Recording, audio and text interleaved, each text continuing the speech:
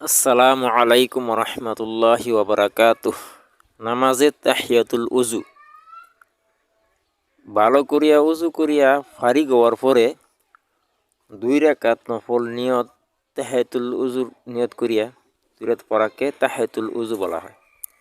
আর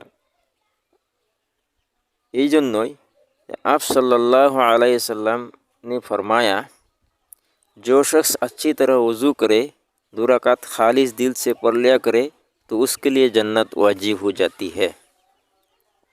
आरेकटा हইল नामाज़े ताहियातुल मस्जिद।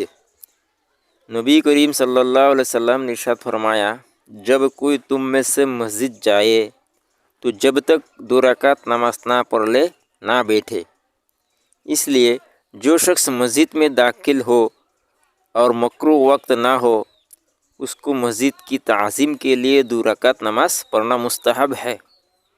इन्हीं কইতেছে যে আল্লাহ নবী সাল্লাল্লাহু আলাইহি ওয়াসাল্লাম ইরশাদ ফরমাইতেছেন যে নাকি মসজিদে যাওয়ার আগে না বইতো, মসজিদ যাওয়ার পরে না বইতো, মানে কি বওয়ার আগে 2 রাকাত তাহিয়াতুল মসজিদের নিয়ত বাইন্ধা এটা 2 রাকাত নামাজ পড়তো।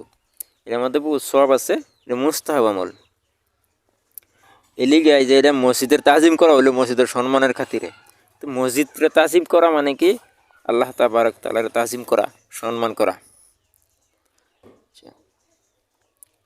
আরও একটা কথা হইলো যে এই মসজিদের মধ্যে যদি আমরা যখন যাওয়ার পর যদি বারবার আসি, বারবার যাই, তবে একবারই পড়লে আঙ্গুর হয়ে যাইব।